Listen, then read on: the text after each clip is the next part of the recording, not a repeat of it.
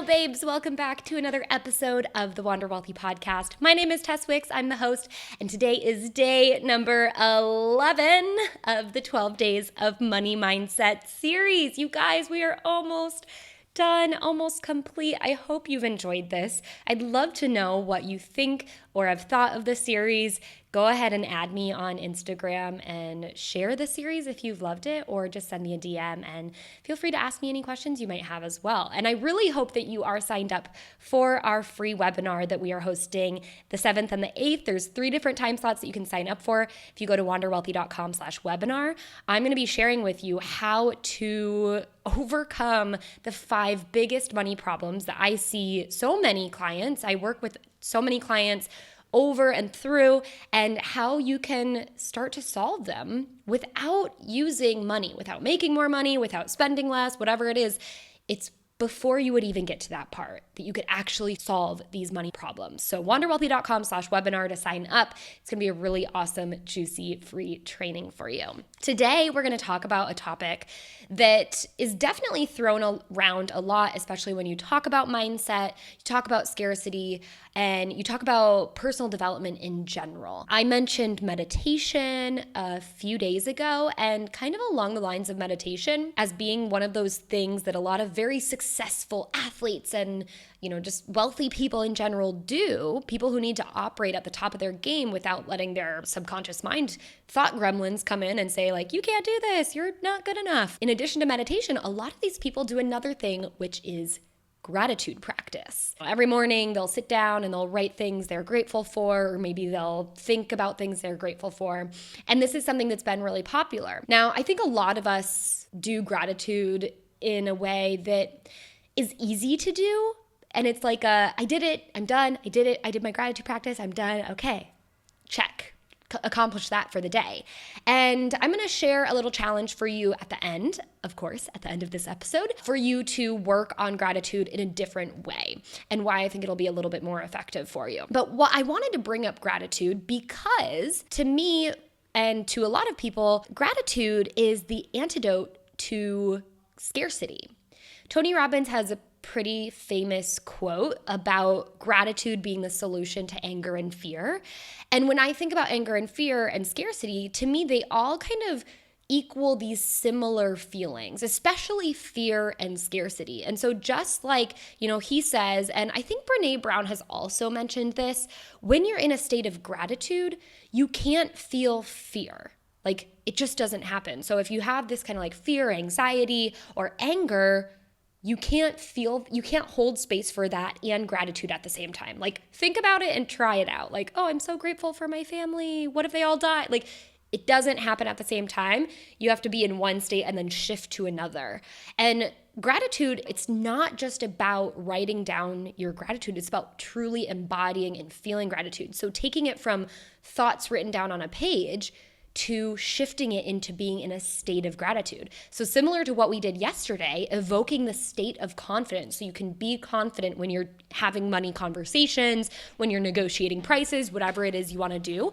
You can do something very similar with gratitude through embodiment. The reason I think it's really important to talk about gratitude when we're talking about money mindset is because so often what controls us and our decisions and our actions around money is scarcity and acting out of scarcity. We do so many things in this very narrow view of scarcity. When we are feeling scarcity, and we've talked about this in, the previous days, when we're feeling in a state of scarcity, then we do things in a tunnel and we forget about all the other opportunities and opening up our awareness to new things around us. One way you can shut off scarcity really quickly is drop into gratitude.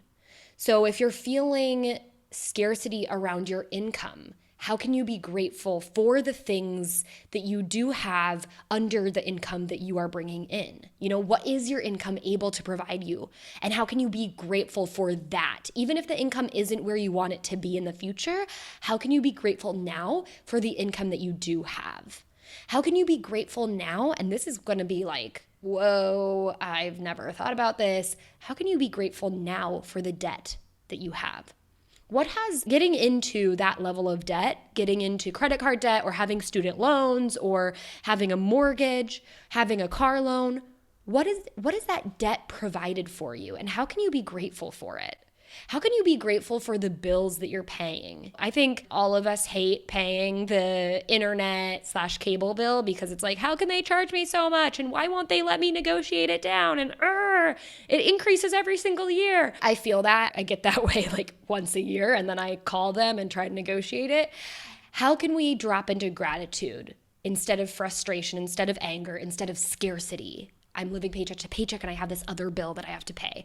How can we be, just for a split moment, grateful for these things? How can you be grateful? This is a big one. Business owners, when you're trying to grow your business and you're like, it's not enough. There's not enough people that are buying my course. There's not enough clients hiring me for coaching. It's not enough people buying my stuff. I need more. It's not enough. How am I going to survive? How can you drop into gratitude and just totally 180 your state that you're in so that you can go into a place of, oh my gosh, I can't even believe that I've built a business online. I've like created things from scratch just from my brain and built it, and now I can sell it and there's 5 people who want to buy it. That's amazing. I'm so grateful that even just 5 people are able to purchase something that I created out of myself, right?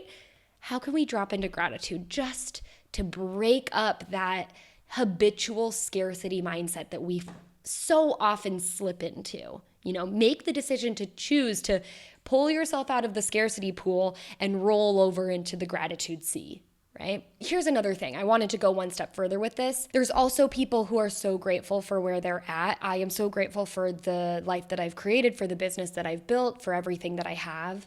How can I possibly want more?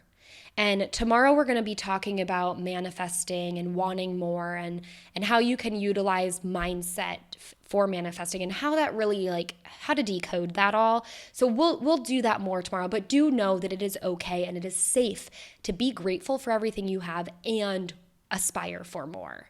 And I alluded to that, maybe your income isn't where you want it to be, so you can continue to want more, but you can also be grateful for what you have today. And that it flips a switch in your mind. It's amazing.